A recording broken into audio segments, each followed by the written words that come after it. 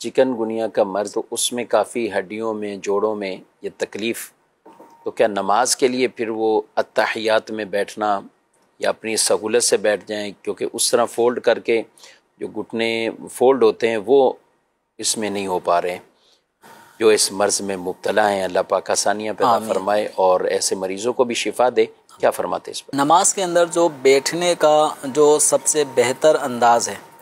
وہ جسے ہم اتحیات میں بیٹھتے ہوئے دو زانوں کا لفظ استعمال کرتے ہیں کہ دو زانوں بیٹھنا، یعنی دونوں پاؤں نیچے سے فولڈ ہو جائیں اور گھٹنے فولڈ ہو جائیں، ہاتھ گھٹنوں پر ہوں یا ران پر ہوں گھٹنے کے قریب. تو یہ والا جو انداز ہوتا ہے دو زانوں بیٹھنا، یہ نماز کا سب سے احسن طریقہ ہے اور یہ مسنون طریقہ ہے. اب رہا معاملہ یہ کہ چکن گونیا کے مریض اس انداز میں نہیں بیٹھ پائیں گے، اب انہیں تکلیف ہو رہی ہے، اذیت ہو رہی ہے، مرض بڑھ رہا ہے، تو اب ان کے لیے شریعت مطہرہ نے یہی انداز اب ضروری قرار نہیں دیا، بلکہ وہ جس طرح چاہیں بیٹھ سکتے ہیں. صحیح. تو اس میں سے ایک انداز ہے 4 زانوں بیٹھنا، 2 زانوں بیٹھنا اتحیات میں نارمل جو بیٹھتے ہیں، اور 4 زانوں بیٹھنا یعنی آلتی پالتی، جس کو چوکڑی مار کے بیٹھنا بھی لوگ کہہ رہے ہوتے ہیں. تو 4 زانوں بیٹھنا یہ تھوڑا سا تہذیب والا لفظ ہو جاتا ہے، تو اس طرح آلتی پالتی کر کے بیٹھنا، تو یہ بھی طریقہ جائز ہے. بلکہ نبی کریم رؤوف الرحیم صلی اللہ علیہ وآلہ وسلم نے اس حالت میں بھی نماز پڑھی ہے. حضرت عائشہ رضی اللہ تعالی عنہا اس کی روایت کرتی ہیں کہ سرکار دو عالم صلی اللہ علیہ وسلم نے 4 زانوں بھی ہو بیٹھ کر نماز پڑھی ہے. تو اب اس کی شرح میں شارحین حدیث نے یہ لکھا کہ کسی عذر کی بنا پر آپ صلی اللہ علیہ وسلم نے اتحیات میں جب بیٹھنے کا موقع ہوا تو 2 زانوں کے بجائے 4 زانوں ہو کر بیٹھے، یا ایک وجہ یہ ارشاد فرمائی کہ نبی کریم صلی اللہ علیہ وسلم نے تعلیم امت کے لیے، بیان جواز کے لیے کہ جب ضرورت ہو تو ایسے موقع پر 2 زانوں کے بجائے 4 زانوں بھی بیٹھ سکتے ہیں. تو چکن گونیا کے مریض ہوں یا جوڑوں کے درد والے، یعنی جو ہمارے نارمل بھی اگر ضعیف افراد ہیں کہ جن سے گھٹنے فولڈ کر کے بیٹھنا، پاؤں میں کہیں ٹخنوں میں کوئی ایسا زخم ہوتا ہے یا درد ہوتا ہے یا موچ آ گئی یا جوڑوں میں کوئی ایسا گیپ آ گیا جس کی وجہ سے وہ نہیں بیٹھ پا رہے، تو وہ 4 زانوں بھی بیٹھ سکتے ہیں. صحیح. اچھا، جس کے لیے ایسا بھی ممکن نہ ہو کہ 4 زانوں میں بھی گھٹنے فولڈ کرنے پڑیں گے، گھٹنوں میں کوئی ایسا، جوڑوں میں کوئی پرابلم ہے، تو ایسا آدمی اگر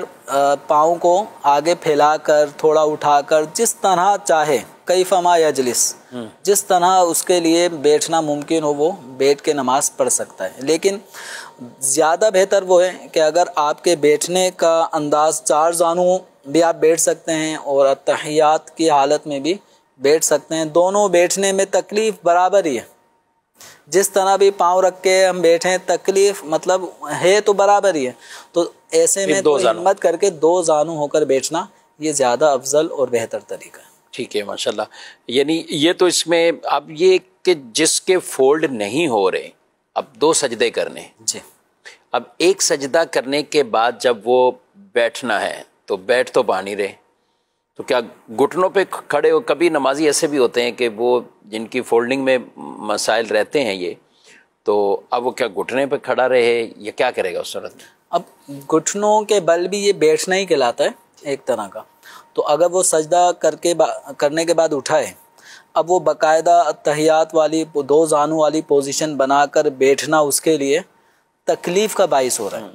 تو اب وہ چاہے تو دونوں گھٹنوں پہ کھڑے ہو جائے، اس کو بھی بیٹھنا کہتے ہیں، لیکن یہ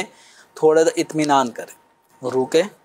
ایک مرتبہ سبحان اللہ کہنے جتنی مقدار توقف کرے، اور چاہے تو اکیلے نماز پڑھ رہے تو دعا بھی ایسے موقع پہ اللہم اغفر لی ورحمنی،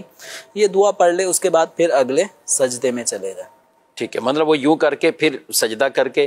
اور جب اتحیات میں بیٹھنے کا باقاعدہ ہے تو اس میں پھر 2 زانوں ہیں تو بھی ٹھیک ہے، اگر اس کی طاقت نہیں ہے تو پھر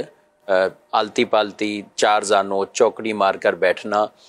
یوں بھی ہے. کہ نماز کی بھی اہمیت کو بھی، اور بالخصوص زمین پر سجدہ کرنا، زمین پر سجدہ کرنے والوں کی نماز کے اعتبار سے بھی اس میں سیکھنے کو بہت کچھ ہے. اب تھوڑا سا کوئی معاملہ ہوا، سٹول لے لیا، کرسی لے لی، تو یوں نہیں چلے گا کہ ہم تھوڑے سے مرض کی وجہ سے یا تھوڑی سی تکلیف کی وجہ سے ہم اس کرسی پر آ جائیں، اسٹول پر آ جائیں، کرسی اور اسٹول پر نماز پڑھنے والا وہ اشارے سے نماز پڑھنے والا ہے، یعنی حقیقی جو اراکین نماز کے ارکان ہیں وہ گویا کہ حقیقی طور پہ وہ ادا نہیں کر رہا ہے، اشارے کر رہا ہے ہر چیز کا۔ تو جب اتنی طاقت ہے کسی کو کہ زمین پر سجدہ کر سکتا ہے تو اب وہ کرسی استعمال نہیں کرے گا۔ اگر اسے بیٹھنے میں پرابلم ہے تو بیٹھنے کے احکامات مفتی صاحب نے بیان کر دیے کہ آپ اس میں آپ 4 زانوں بیٹھ جائیں، پاؤں آگے بچھا دیں، کچھ بھی کر دیں۔ لیکن اگر آپ کرسی پر آ جائیں گے کہ میں اس کی جگہ کرسی پر ہی آ جاؤں گا تو پھر ایک تعداد وہ ہوگی کہ جن کی نماز سرے سے ہوگی ہی نہیں۔ ہم مطلقاً کرسی والوں کو یہ نہیں کہہ رہے کہ ان کی نماز ہوتی ہی نہیں ہے، جو ایسے عذر والے ہیں کہ جن کو واقعی ہی نہ وہ زمین پر بیٹھ سکتے ہیں نہ وہ زمین پر سجدہ کر سکتے ہیں، ان کے لیے یہ ممکن نہیں ہے، یہ بہت شدید تکلیف ان کے لیے، اور یہ چیزیں ان سے ساکت ہو جائیں تو پھر جا کر ان کو وہ بھی گنجائش ملے گی۔ نارمل بخار اور اس طرح کے معاملہ ہو تو فوراً کیا کرسی پر تو نہیں اجازت مل جائے گی؟ نارمل بخار ہے، نزلہ زکام، تو ہر آدمی ایسا نہیں ہے کہ ایک دم اسے کرسی پہ نماز پڑھنے کی اجازت مل جائے۔ تو نماز پڑھنے کے لیے مفتیان کرام سے شرعی رہنمائی لینے، چونکہ آپ کا یہ فرائض کا معاملہ ہے، آپ کی یہ نماز آپ وضو بھی کر کے آئے، ہمت کر کے آپ نے نماز بھی پڑھ لی، لیکن آپ کو رکوع سجود کرنا ضروری تھا، آپ کی کیفیت آپ کی طاقت کے مطابق یہی بنتا تھا، تو اب آپ رکوع سجود والی نماز آپ نے پڑھنی تھی لیکن آپ نے سجدے کا اشارہ کر دیا، تو یہ اشارہ سجدے کے قائم مقام نہیں ہو سکتا جب تک کہ آپ سجدہ حقیقی پر قدرت پا رہے ہیں۔ ہاں، اگر سجدہ حقیقی زمین پہ سجدہ نہیں کر پائیں گے تو اب آپ کا یہ سجدے کی طرف اشارے کی ایک صورت بنے گی۔ تو جو بھی ہے نماز کے احکامات سیکھنا ضروری ہیں، چونکہ نماز فرض ہے اور اس فرض کی ادائیگی صحیح طور پر ہو یہ بھی سیکھنا ضروری ہے۔